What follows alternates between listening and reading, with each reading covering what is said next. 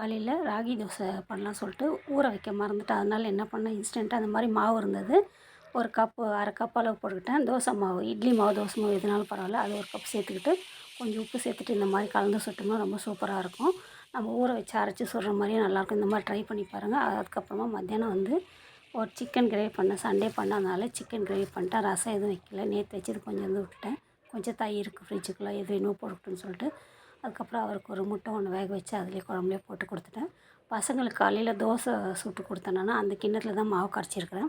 சாயந்தரமாக வந்து ஒரு சோகிக்கீரை போண்டா போடலாம் சொல்லிட்டு இங்கே பெங்களூரில் ரொம்ப ஃபேமஸ்ஸு. எல்லாம் நம்ம கடலைப்பருப்பு வடை கூட சேர்த்து பண்ணால் ரொம்ப நல்லாயிருக்கும். இந்த மாதிரி ட்ரை பண்ணி பாருங்கள். இது கொஞ்சம் நல்லா கழுவிட்டு பொடி பொடியாக அரிஞ்சிக்கிட்டு, அதுக்கப்புறமா கடலை மாவு, கொஞ்சம் அரிசி மாவு 2 ஸ்பூனு, கொஞ்சோண்டு ஒரு சிட்டிகை வந்து சோடா உப்பு போட்டு உப்பு சேர்த்து நல்லா பிசைஞ்சிட்டு இந்த மாதிரி போட்டு எடுத்தோம்னா குட்டி குட்டியாக இல்லை பெருசு பெருசாக எந்த சைஸ்க்கு போட்டு எடுத்தோம்னா நல்லாயிருக்கும். இந்த வீடியோ பிடிச்சா மறக்காமல் என்னோடய சேனலுக்கு